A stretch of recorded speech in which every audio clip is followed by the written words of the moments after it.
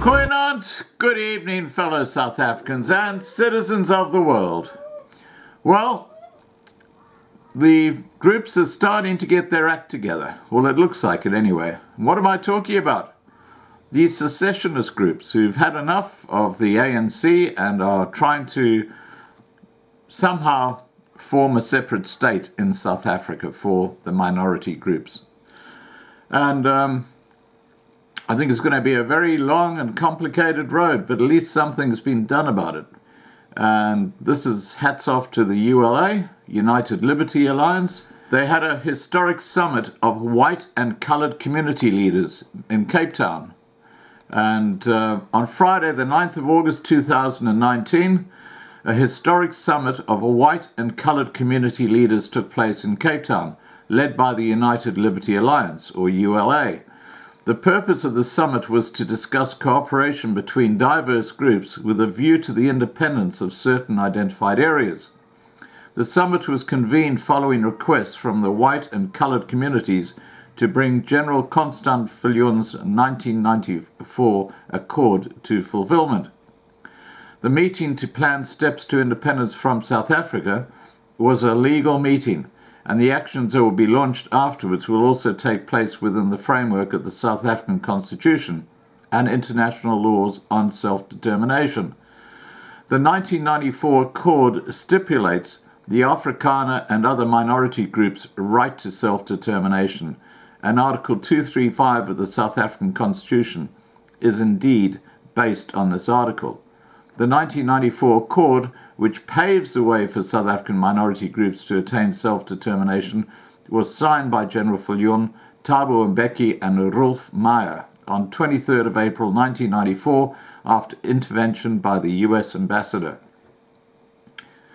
The international legal process that had to be followed to shape the terms of the accord is now 97% complete. The next step is to obtain a yes mandate of 2 million votes from the minority groups. Now, that's a huge hurdle. My understanding is they've only got about 10% of that at the moment. I'll put a link to the place where you can actually place a vote if you want to. But we have had Heinmarks on this channel. We've had a live stream with them. This is a while ago now. But getting back to the story, Mr. Heinmarks and other leaders' speeches explained self-determination in South Africa in terms of the South African Constitution, as well as international law. South African coloured and white people must strive for a Confederate state to ensure the support for the international community. He further referred to the mistakes of the past and called for minority groups to stop looking for sticks to beat each other with. The only path to independence is collaboration between white and brown to form a political power bloc. I totally agree with him. And you need to get the Griqua community in that as well.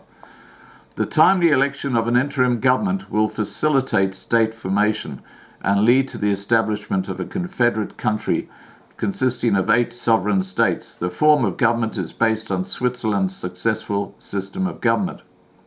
Mr. Elroy Baron, Vice President of the ULA, appealed to both the brown and the white community, emphasizing that both groups have just one last opportunity to become free. He jokingly referred to the origin of some of the coloured nations and accentuated the fact that white and brown share the same language and faith and that we have very similar cultures, which is true. Dr. Gerard de Bruin reminded the audience that self-determination according to Article 235 of the South African Constitution is not only a right, but has now also become a necessity. Cooperation between white and brown is now inevitable to satisfy each group's respective ambitions. The reckless, uncontrolled and possibly state-sanctioned migration of people from foreign cultures from South Africa's north towards mostly Afrikaans-speaking south may be calculated to sway votes away from political groups intent on self-determination to strengthen the position of the ANC and EFF in the 2024 elections. Unanimity was reached to enter into an alliance cooperation agreement with the sole purpose of consolidating the political impact of the multitude of smaller and larger groups who are interested in self-determination. An interim government will be elected from representatives of the identified minority groups so that certain final legal requirements for independence can be met. And then I will be putting a link to the ULA's website down below this video if you want to contact them. The following organizations and political parties had representation at the Congress: the Cape Party, or Kaapse Partij, CDP, Christian Democratic Party, Prague, Pro-Afrikaans Actiegroep, or Pro-Afrikaans Action Group, Suidlanders, Toekomsfonk, Boere Media, Eureka, KwaZulu Independence, as well as other groups, organization, and speakers from other international countries such as the US and Israel, etc. Now, look, this is just one of the options that the minority groups in South Africa have to look at. I know secession is going to be very, very hard road, and the ANC are not going to like it. They're going to fight it all the way through the court system. But the other option, as I've said before, is to look for isolated areas where a white minority can actually form a little community, so they're away from the cities, they're away from where all the trouble is going to escalate. And I'm going to give you an example of that right now. And one of the people that we're very involved with on this channel is Nikki, who's on the south coast of Natal. And she's looking at land where white people can actually form a little community and work together and obviously safeguard each other from the chaos that's going to happen in South Africa. Let's have a look at what Nikki's plan is all about. Okay, this is what Nikki's looking at the moment. And again, this is still very early days, but it basically is an alternative to secession. And it's rather like what's happening in Orania and other little white settlements forming around South Africa right now. And Nikki says, the farm we're currently looking at outside Mossel Bay is 970 hectares of mountainous terrain with rock art paintings, etc., for sale at 2.1 million rand. Very little of the land is flat and is ideal for a true wilderness experience. I'm looking at roughly 100 stands of 25 meters by 25 meters available at about 25,000 rand each. A wooden deck may need to be erected with a movable 12-meter container dwelling. An estimated 55,000 will include a 2-bedroom container house, roughly 80 square meters. I'd like to offer a rental option for the above, i.e. for a 2-bedroom container house, fully fitted for 2,000 rand per month.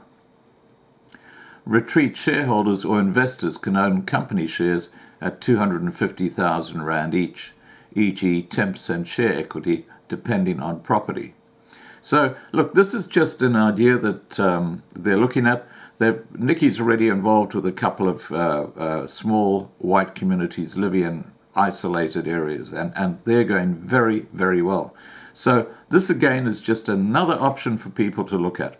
All right, guys, please remember to, I'll put some images down about the property that Nikki's looking at. And I'll also put Nikki's email address below this video. So if you want to contact her for more information, please do. And please remember to subscribe to be kept informed. Ring the bell for updates. And please click the like box. And have a safe day. Bye for now.